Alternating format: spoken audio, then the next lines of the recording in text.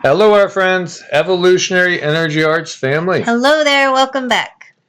Hope everybody is doing well out there today. And just double checking, making sure everything's good. And we should double check over in the Canary Islands. We see La Palma, strongest seismic swarm, suggesting magma intrusion, Cumbre Vieja volcano. This is something to always watch, and I've shared with you guys before, one of those biggest fears when I lived in Florida was hoping that the collapse would never happen over there in the Canary Islands. As you know, this is, according to some sources, potentially one of the most disastrous possibilities we could have over in the Atlantic. I mean, that's really a big deal. It's huge. So when this beast starts to hiccup and stuff, we watch. Yeah, and so they actually they have it under a yellow alert right now. As you can see here, a yellow alert has been issued for La Palma. The problem with this is that there's a slope that they say could collapse given certain circumstances, which could create a massive tsunami. And so far, we have more than 400 tremors detected, including 14 quakes of magnitude above 3.0, 226 quakes between 2.0 and 2.9, and those numbers are just constantly being outdated as it is continuing. Strongest quake was a 3.4. And this is from Strange Sounds, and we've talked about this in the past. And you know, I don't know what it is, but I've always had this inkling that if it was to happen, you'd probably see something similar over on the west coast around Cascadia, and potentially you would have to wonder, is it natural or is it something that has been initiated through unnatural events, technologies? As we could see, lots of activity over there. And La Palma, mega tsunami. This is the big worry. So Cumbre Vieja volcano lies on the southern third of La Palma, Canary Islands, and rises about 2 kilometers, 1.2 miles above sea level, and about 3.7 miles above the sea floor.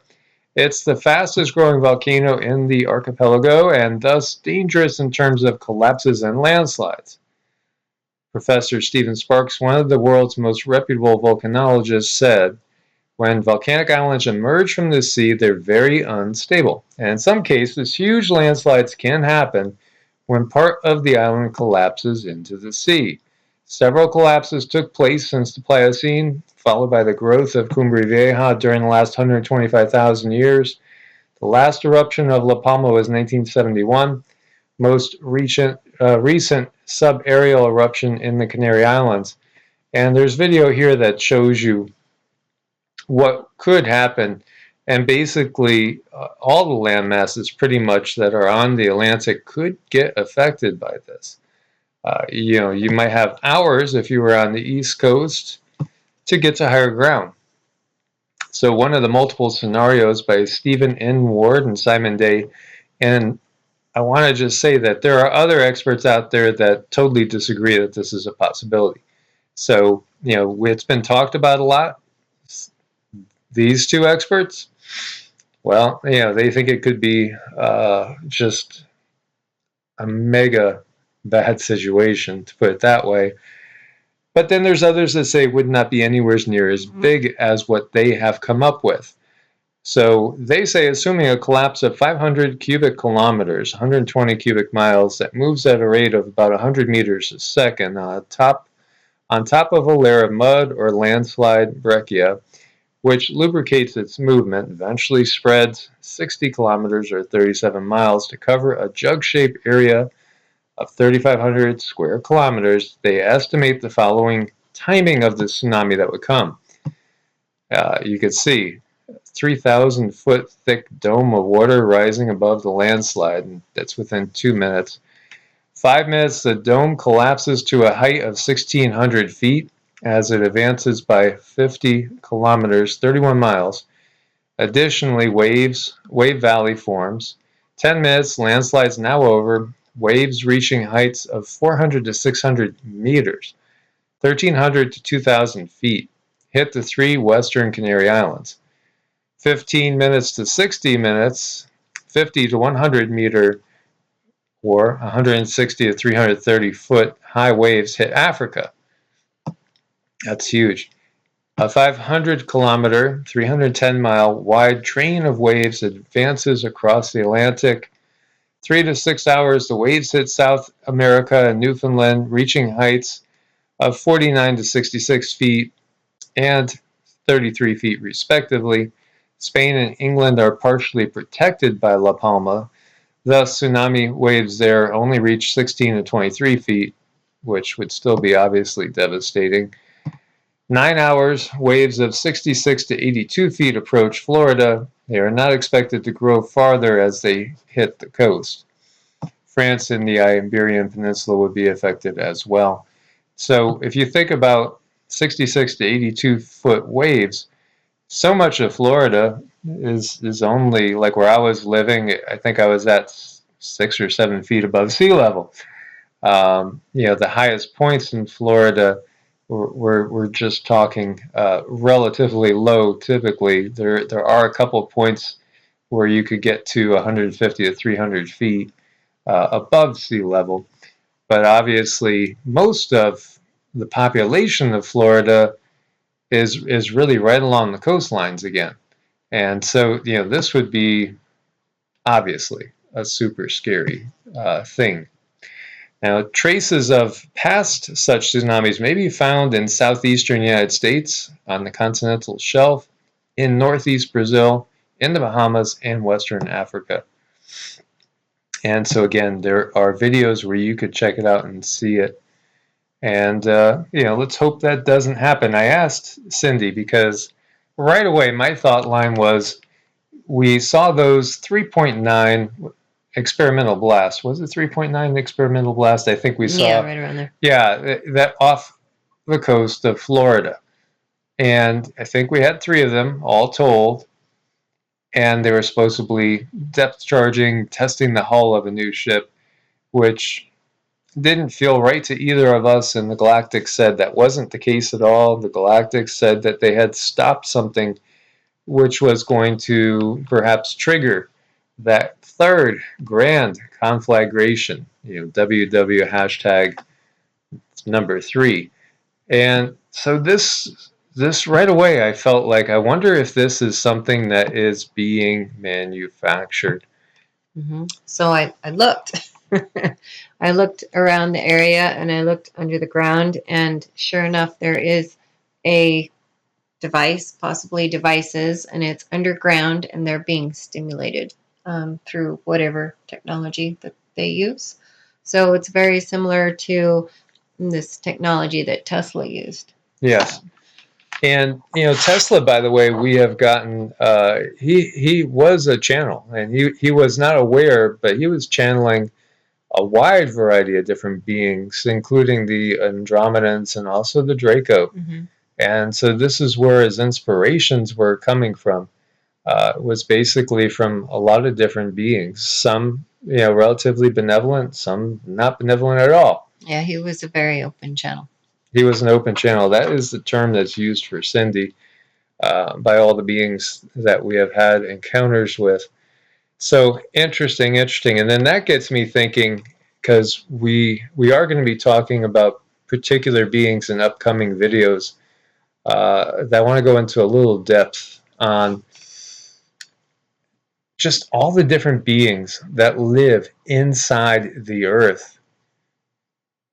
And there's a lot. As I asked Cindy, I said, so there's much more biodiversity inside the earth than on the surface? Oh, a lot more. It's a lot more. It's just like go and dig in your garden dirt and see what kind of creatures and critters you come up with. It's very similar to that. There's a lot. Yeah, lots of different types of beings, and beings even that are humanoid. Very, very humanoid. A lot of what comes across as beings that don't have hair, they usually have like soft skin, or they have skin like a salamander. They don't always have eyes, nor do they always need to see. But yeah, very kind of wormy, like humanoid creatures. Mm. Yummy. Yeah, you were saying salamander type of skin. Yep, yep. And then, of course, we've mentioned before the group that's known as the Nagas, and we'll get into more detail on them again. And I have done videos over on Evolutionary about the Nagas, but we do have more information to share. That's your root of so many serpentine reptilian being legends that exist in the inside of the earth. So here on the outside, we have encounters often when you look at the sightings of UFOs and even close encounters of other types, like the third kind. And, some of these beings are not necessarily from other planets. Sometimes they're just from inside the Earth. Mm-hmm. And this got me thinking about a book I read when I was a kid called Eddadorfa. And by the way, Eddadorfa, when you put it up to a mirror, spells Aphrodite. And it was written by John Uri Lloyd. Interesting character, interesting book. And as you see in this picture here, you see this being that supposedly comes to him, guides him inside the earth, and shares a lot of secrets. And these, you can see, these are like 18 to 20 foot tall mushrooms, which provide tons of nutrition and other benefits inside the earth. And so he was amazed. This is a journey inside the earth. And there are PDFs available for it. I do have a copy still of this book. Now, this is old. This is from like last publishing was 06, but this was written, I think, in the 1890s, I want to say. So, I mean, we're talking very old book. And interesting, too, because the being that takes him on this journey inside the earth doesn't have any eyes, but is otherwise very, very humanoid. Mm-hmm. But you think about it, if you were on the inside of the earth, would you maybe develop other senses and not necessarily use your vision because it's, perhaps it's dark, but there were substances that were glowing like lichen and stuff that did throw a natural light on it, as well as many different types of beings that were very intelligent. So I just wanted to bring this up because, some of you guys might find this to be a really great read. It's really interesting if you're into it. And the reality of inner earth civilizations, I mean, every culture around the world talks of inner earth beings, every single one of them. You can sit and think about it. How could there not be, inner earth beings? How could there not be like these big places inside the earth? I mean, this planet, for as small as it is, it's really still very, very, very big. And there's a lot to it that we're not exposed to. And there's a lot of places that we're blocked off. We can't go.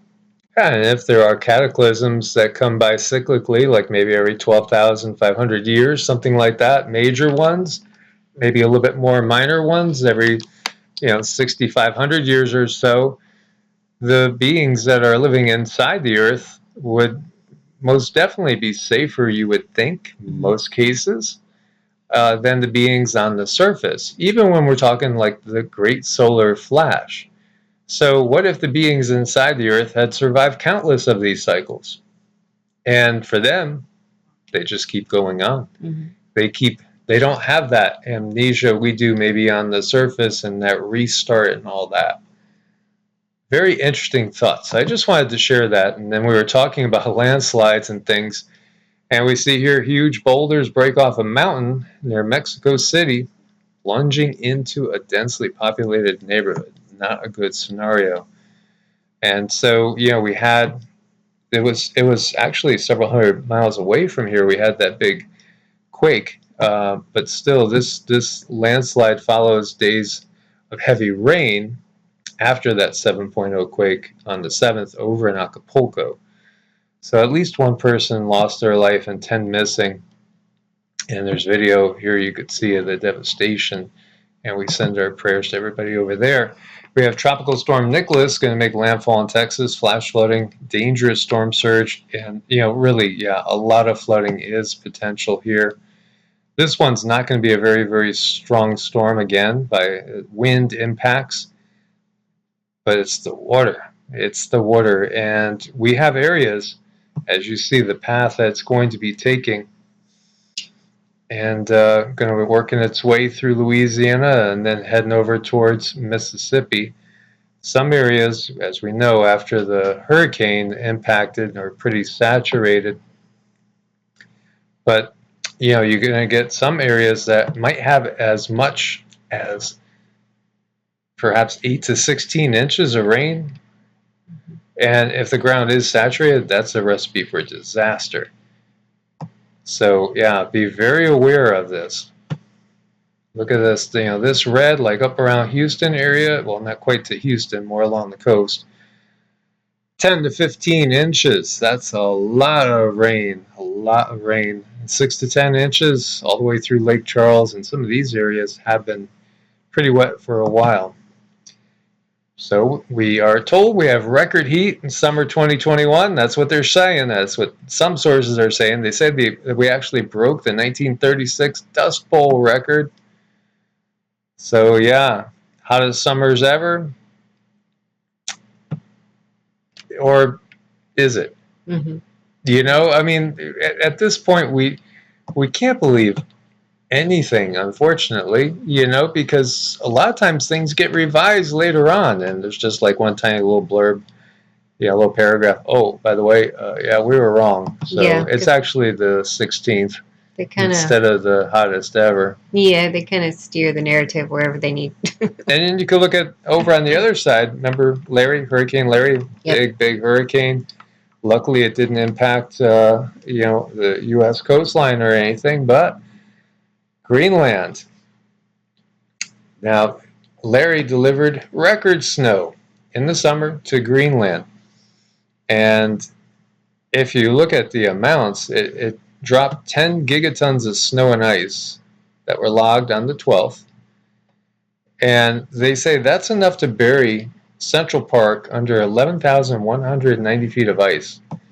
That sounds like a lot. That sure sounds like a lot. And never before in the DMI record books, which date back to 1981, has the Greenland ice sheet grown by anywhere near this much at this time of year.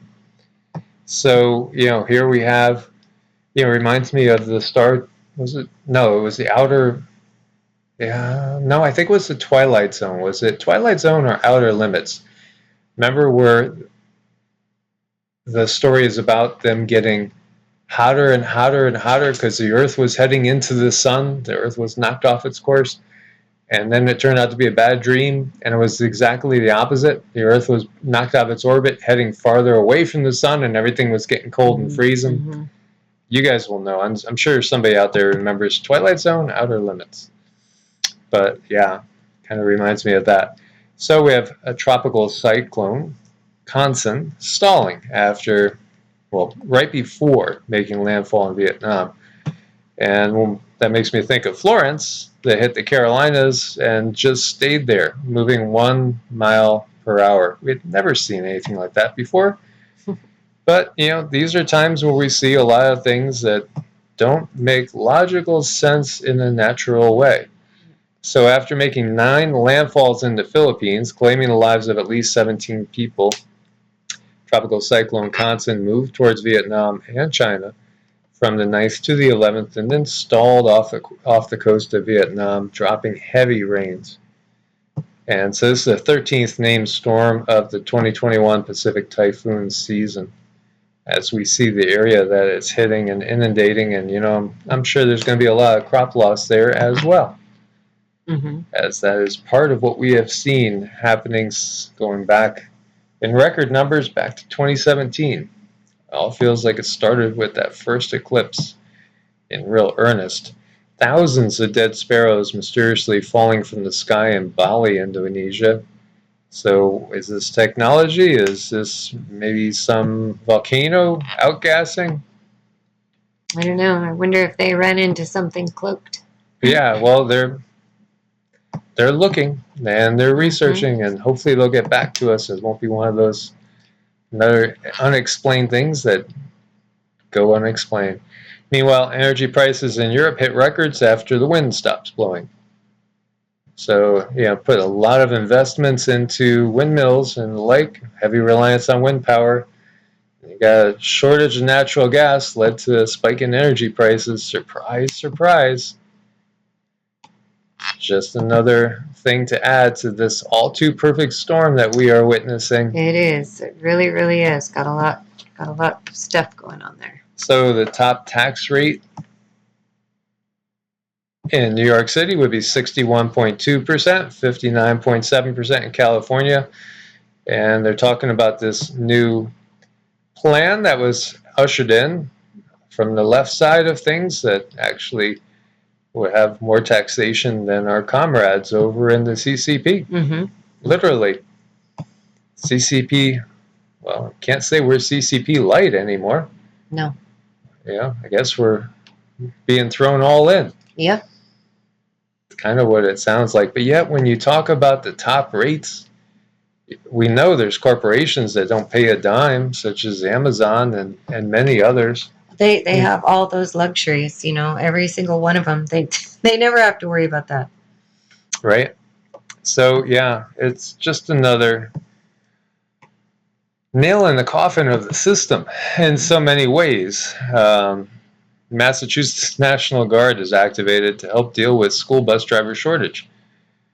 I wonder if this has anything to do with, number 46 and his man dates. I don't know. It could be. See, I think people are starting to realize that, they do have a voice, and it's okay to use that voice. And other people are finding out, well, maybe we're going to have to change some rules here. We had seen stories of, and heard stories of, even hospital delivery rooms and stuff that are going to have to tell people they can't have their baby there now because there's nobody to basically help them deliver, because so many people have left their positions because of these man dates that have been put out there, which it feels like that's just going to ramp up even more. Mm-hmm. And so you have about 250 members of the Massachusetts National Guard that they're going to be driving school transport vans around because there's nobody else to do it. Wow. Well, we have friends that are in the medical field, or were in the medical field, even, still have tremendous debt on student loans to get their degree and become doctors, and, driving nails. Mm-hmm. Doing other things because they're making choices in which it's kind of nudging them out of their field. But they're standing up for what they believe, and right. They're not going to go along with being nudged, to say the least. Right, they're living true to their soul. Yeah, it's an important thing, I think, is to live true to yourself and your beliefs. Venezuela reports another terrorist attack on its electrical system. I wonder how that happened.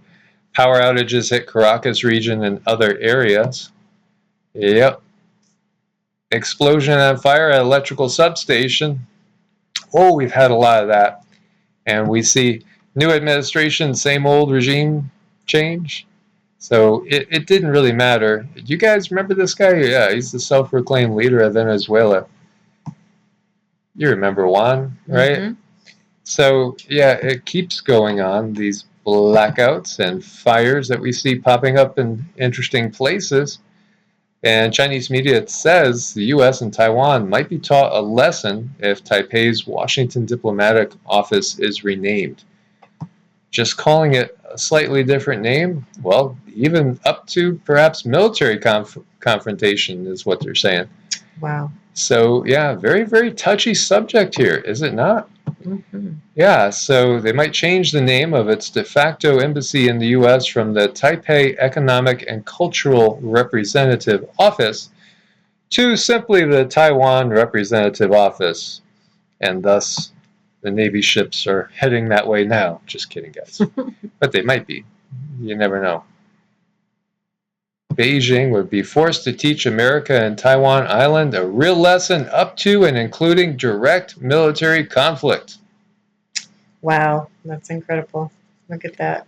The times, they are a-changing, and they're changing really rapidly. They are. That's what's scary is like every day you think, wow, can things get much more worse? And they do. Well, it would be really, really nice if there was a Pleiadian transport ship that was coming by and, say, hey, anybody want to take a vacation for maybe a decade or two? Yeah, we do it. We'll go do a tour of the Pleiades and we'll show you around, and then we'll come back after everything has, subsided and there's no more dark cabal and power. That sounds like fun. Pick me, pick me. That would be fun, wouldn't it? Yes, yes. Well, the reality is so many of us that are of this mindset that more than likely you are of, if you're watching shows like this, you're probably here for the express purpose of helping the planet transform itself in these difficult times. And when you look throughout history, there's been so many difficult times, and we've gotten most definitely, and we got messages just again last night reiterating, we're in the thick of it right now, guys. We are in the thick of it. So this time period between right now and like 2025 is going to probably be the most challenging, to put it that way. And then after that, things should progress in a little bit better light. So, again, though we've also gotten that it probably would take till that famous year of 2030, because we know there was an agenda out there for 2021, and then another agenda pops up for 2030. It's this time frame in between those two dates that is critical for both the light and the dark. This is all about awakening, and it is this is such a spiritual awakening that's going on. It's also, well, did you ever see fighters, like before they go into a fight, where their coach will just smack them in the face a couple of times to get them ready and prepared? Well, that's kind of what reality is doing to us right now. We're getting smacked in the face pretty hard, and it's waking up a lot of people. And we've had so many conversations, like we had one with a sister here today that said, I knew all this was coming. I could see it. I always knew it. But still, to actually see it coming out in front of your very eyes is kind of shocking, and it could be hard to deal with. It can be. When you hear a story or you hear about something is one thing. But then when you actually start to experience it in the physical, that's when the rubber meets the road, and then you really figure out what you can and can't do. But we've all been prepared for this time here and now. And I could look at two different subjects that over time we've learned. For instance, CON, right? Spiracy, or you could call truthers, right? If you really look at it, which ones have been completely disproven? Do cell phones perhaps create the high likelihood of tumas? When you put them right up to your head, we were told, don't worry about it. Nah, nothing's going to happen. You're protected. And then later on, studies show that's the case. As we've talked about, everything from fluoridated water, the cell phones, we have certain technologies, FIVEG, we have nonstick cookware, we have microwaves, we have the fact that, no, that's a CHEM, that's not a CON trail.